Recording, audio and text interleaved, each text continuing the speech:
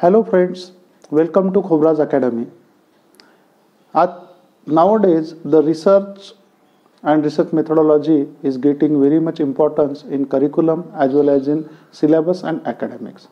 So, in my coming videos, I will be discussing about basic of the research methodology, and in this series today I am going to present the basic video regarding what is research.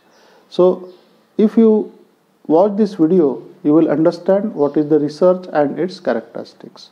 If you like the video, please subscribe my channel and like the video.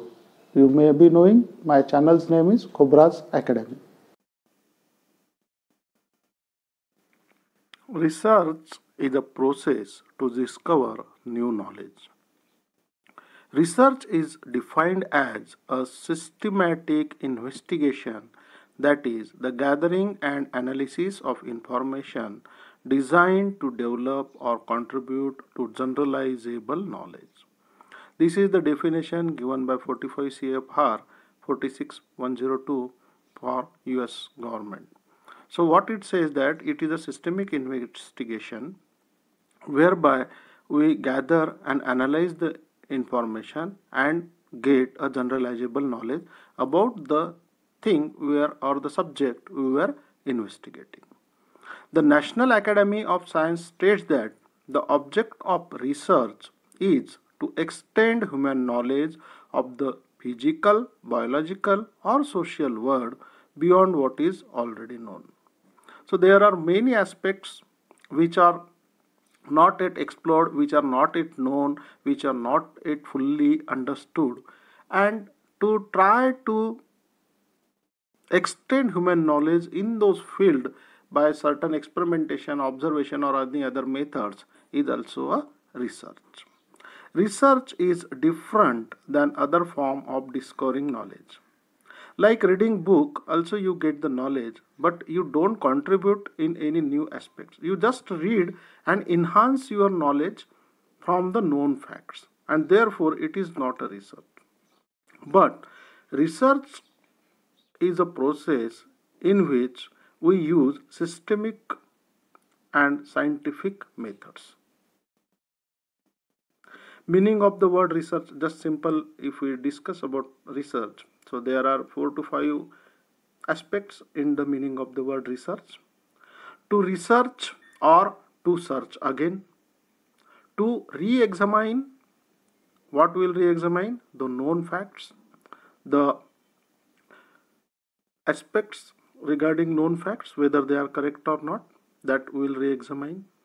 To investigate, what conclusions, what inferences are there, whether they are true or not, that also we investigate into the process of research. Sometimes we frame hypothesis, and whether that hypothesis is correct or not is tested by research. And last but not least, to inquire is also meaning of the research.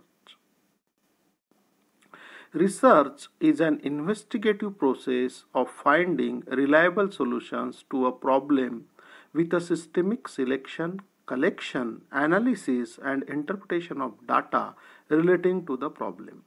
All activities that make us discover new knowledge about things around us is research.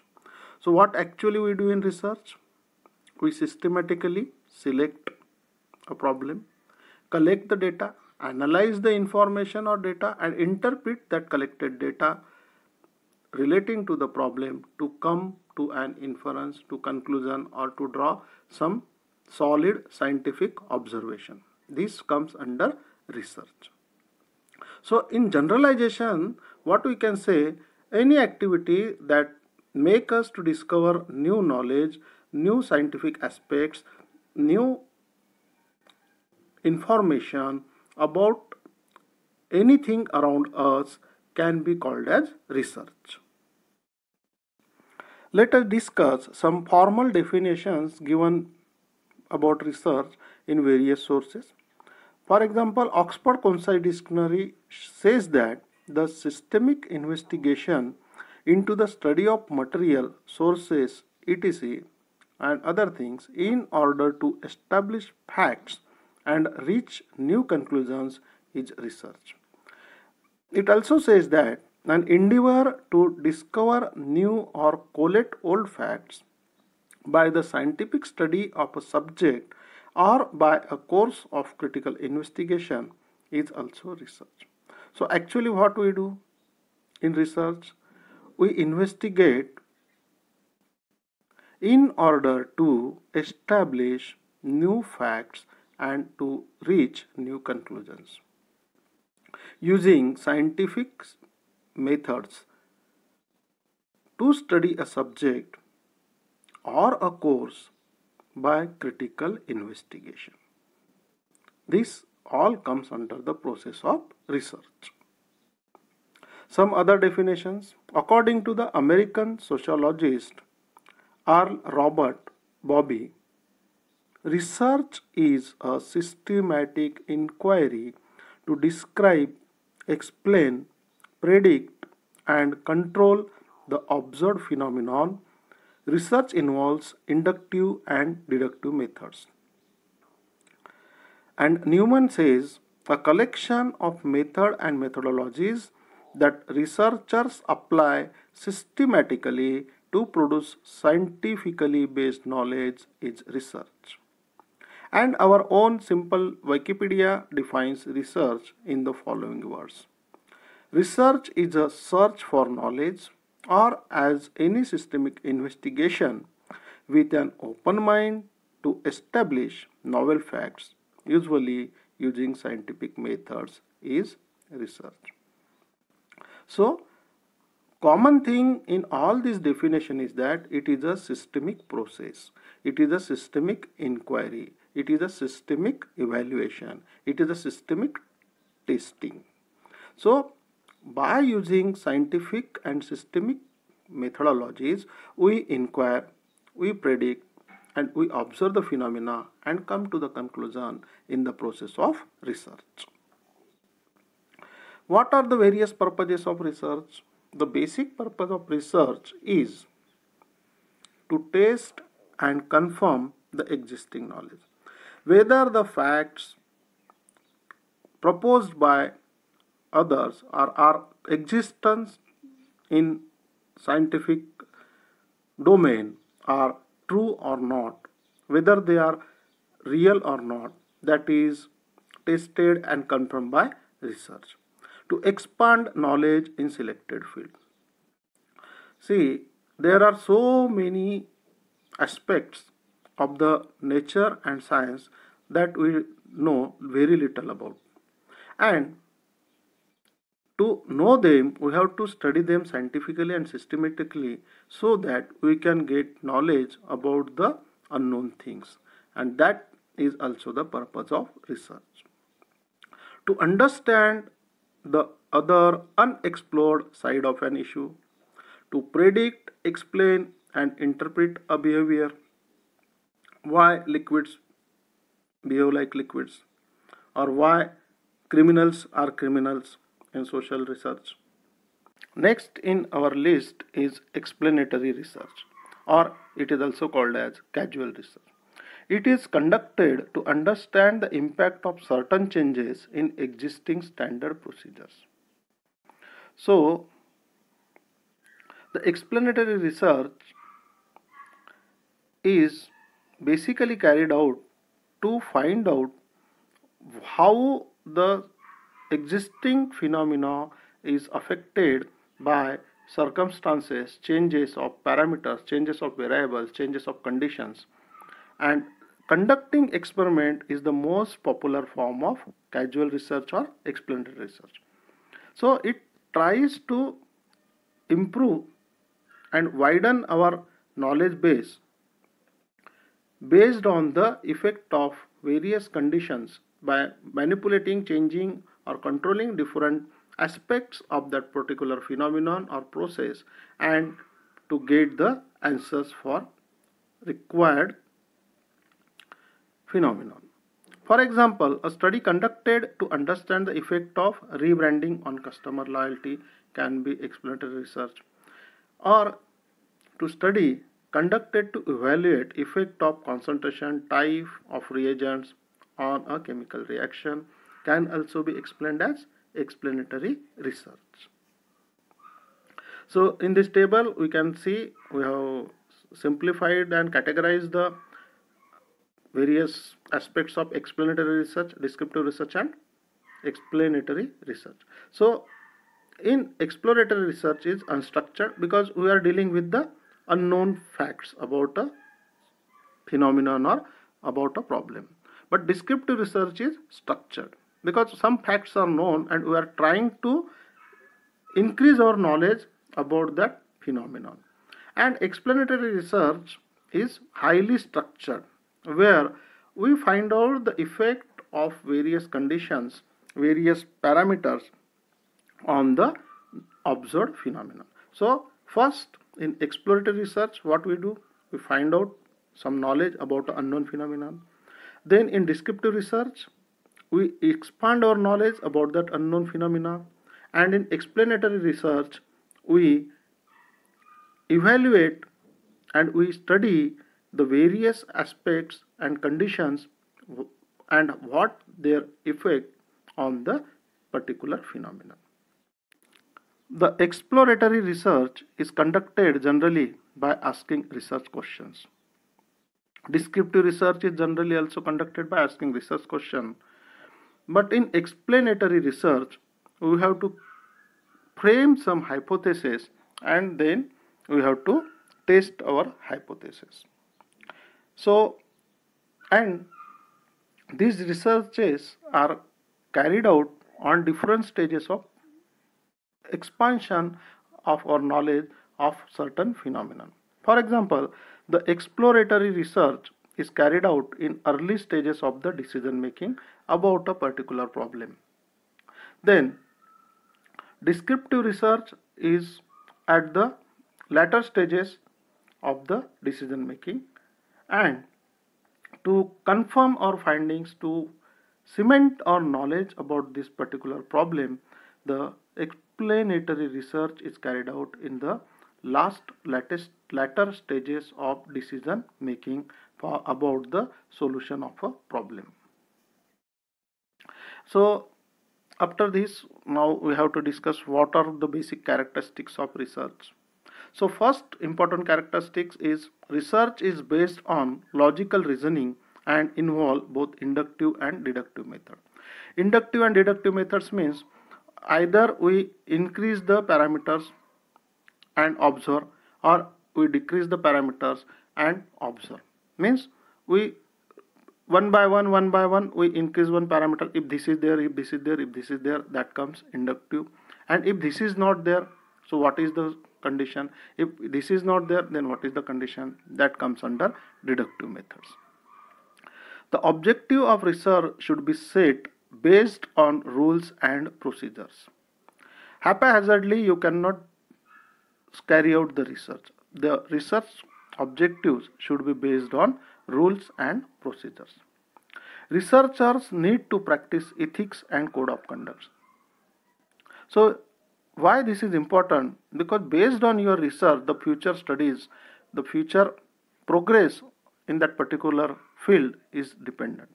And if you don't follow code of ethics or code of conduct and you give false manipulated data, it may jeopardize the scientific process. Therefore, all researchers must follow code of ethics and code of conduct. A systemic approach must be followed for carrying out research and collecting data. The data or knowledge derived should be in real time from actual observations in natural or laboratory settings. There is an in-depth analysis of all data collected so that there are no anomalies associated with it.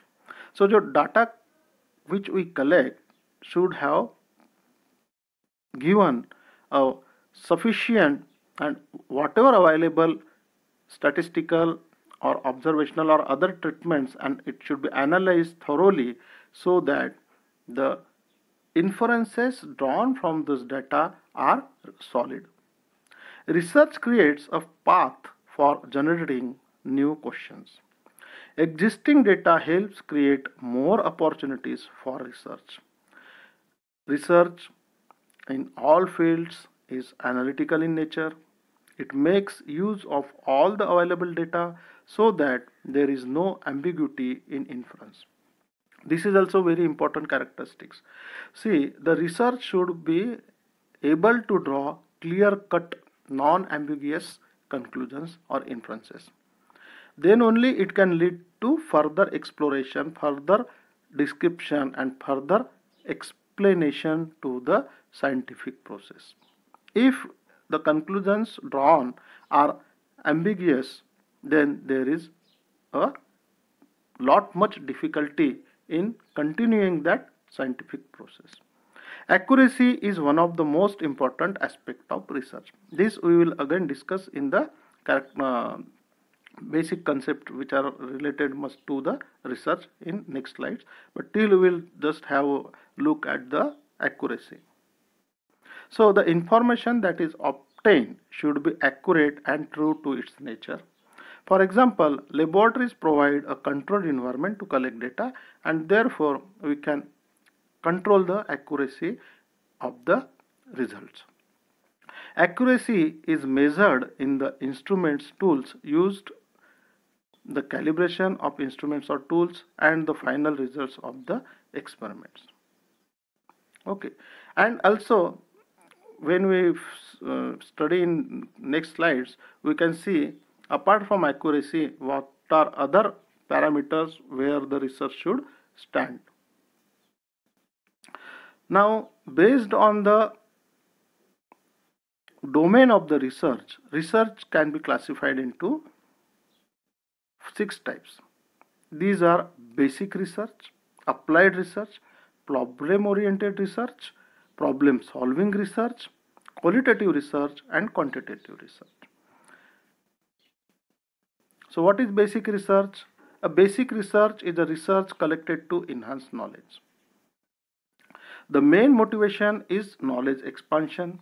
It is non-commercial research that doesn't facilitate in creating or inventing anything, but it only gives the new dimensions to the knowledge about that particular thing being researched. For example, an experiment to determine a simple fact can be considered as basic research. Applied research. Applied research focuses on analyzing and solving real-life problems. This type refers to the study that helps solve practical problems using scientific methods. Studies play an important role in solving issues that impact the overall well-being of humans. For example, finding a specific cure for a disease comes under the ambit of applied research. Next is problem-oriented research. As the name suggests, problem-oriented research is conducted to understand the exact nature of a problem to find out relevant solutions. The term problem refers to multiple choices or issues when analyzing a situation. So problem means what issues are causing the known problem regarding the issue which we are studying comes under problems. Collectively, they comes under the ambit of problem. For example, revenue of car company has decreased by 12% in last year. So what could be the probable problem or issue for this? There is no optimum production, or the quality may be poor, or the advertisement is not sufficient or not up to the mark, or the economic conditions of the buyers may be not that good. So finding exact reason is the purpose of problem oriented research. The next is problem solving research. This type of research is conducted by companies or scientists to understand and resolve their own problems regarding the issue which they are studying or which is causing them the problems. The problem solving method uses applied research to find solutions to the existing problem. It doesn't stop after identifying the problem, but it proposes the solutions for the said problem which has been discussed. Next is qualitative research. Qualitative research is a process that is about inquiry, which cannot be measured but which can be understood. It helps create in-depth understanding of problem or issue in their natural setting. It cannot use statistical method and therefore it is a non-statistical research methodology. Qualitative research is heavily dependent on the experience of the researcher and the questions used to probe the sample. The sample size is usually very small in cases of qualitative research. Open-ended questions are asked in a manner that encourages answer that lead to another question or group of questions. So in qualitative research, the questions are always open-ended so that the discussion can be continued regarding the issue and more questions can be generated and answered.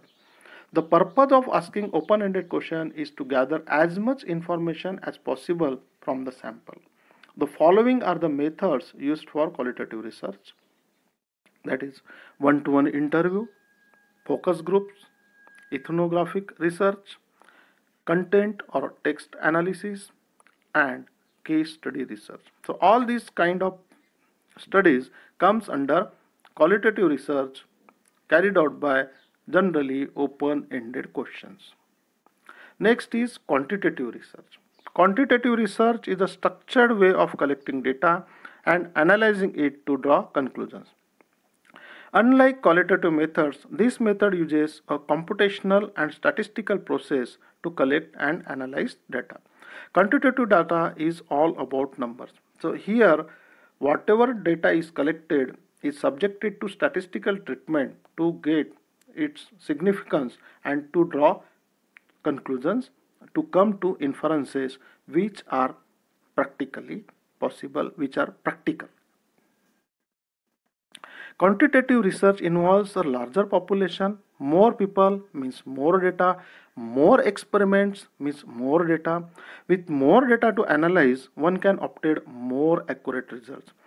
This method uses close-ended questions because the researchers are typically looking to gather statistical data. Online surveys, questionnaires, and polls are the preferable data collection tools used in the quantitative research. There are various methods of deploying surveys or questionnaires.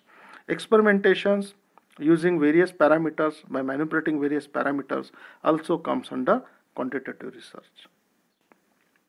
Now, after basic discussion about research, what are various criteria for good research that we will discuss and conclude our class or lecture.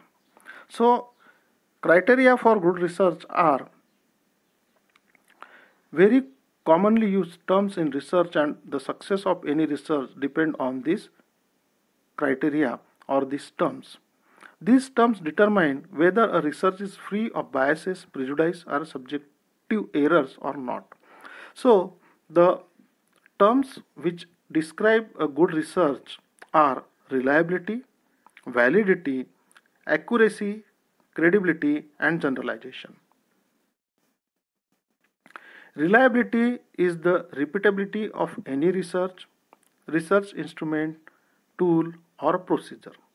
If any research yields similar results each time it is undertaken with similar population and with similar procedures, is called to be reliable research.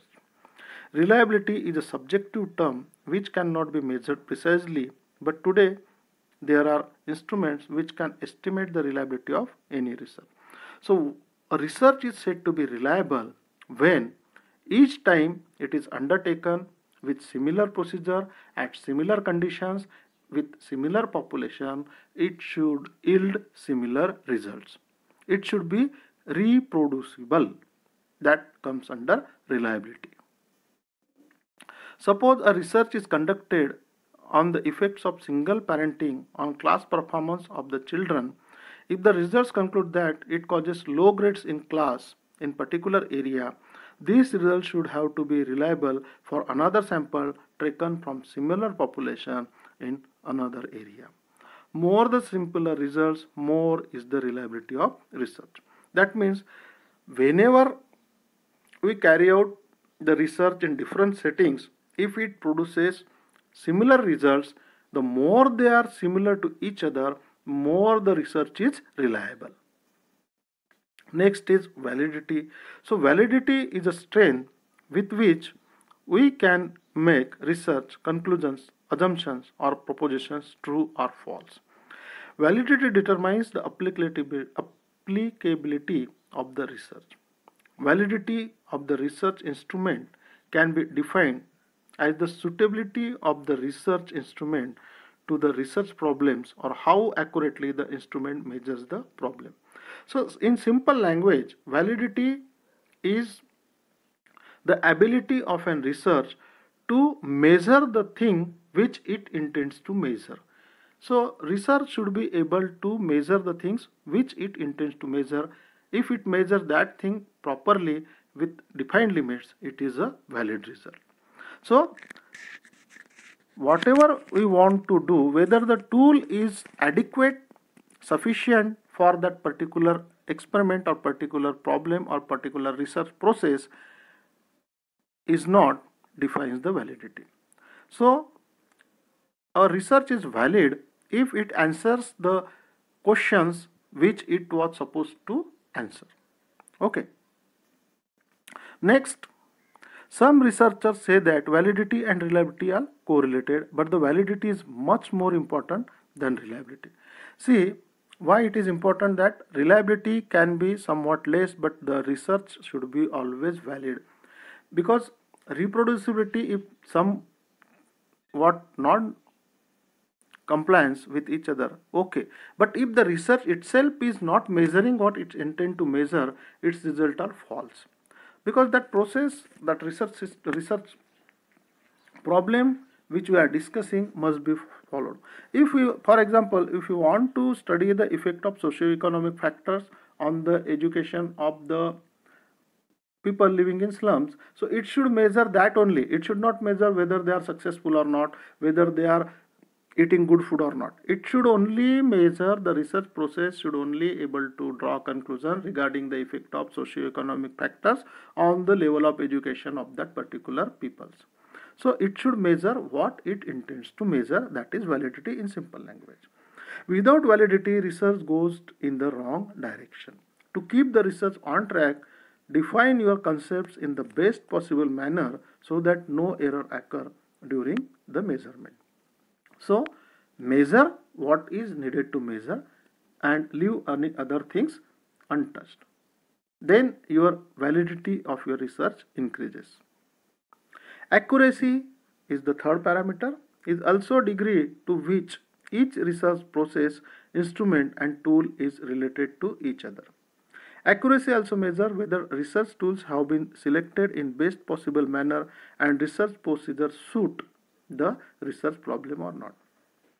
Whether the results are accurate or not, whether the process is accurate or not, whether the research process carried out is in accurate, correct manner or not, that is measured by accuracy.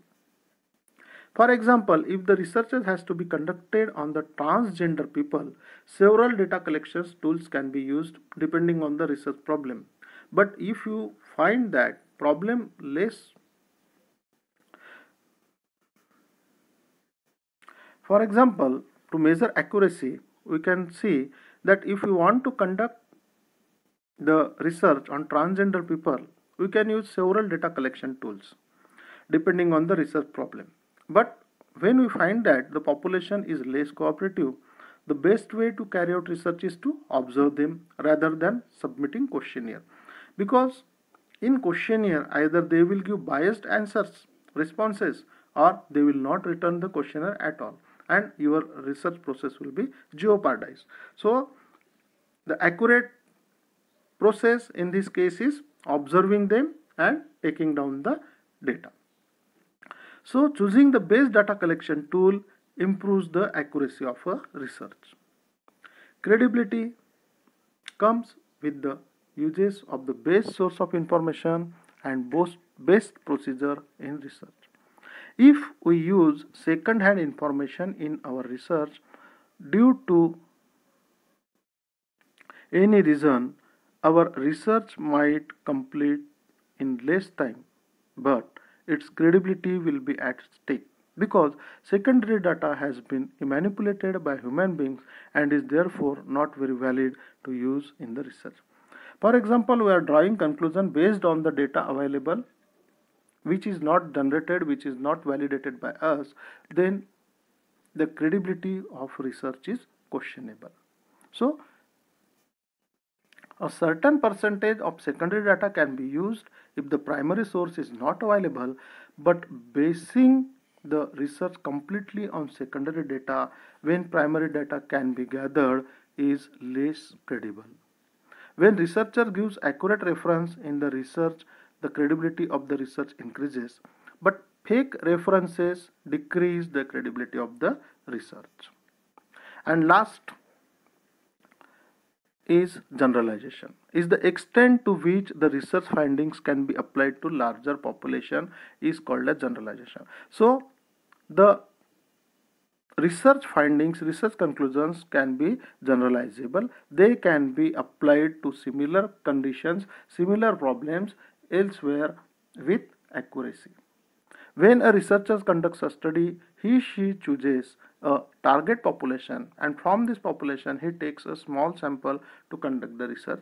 We conduct in experimentation also same thing. We conduct experiments in small scale and then we carry out, get the results, and we draw conclusions. This sample is representative of the whole population, so the findings should also be representative and should be applicable to whole population. If the research findings can be applied to any sample from the population, the results of the research are said to be generalizable. Right. So when the applied research to sample or small size of population is applicable to population as a whole, and how much it is applicable, that comes under generalizable. More it applicable to the population based on small sample, more is it generalizable.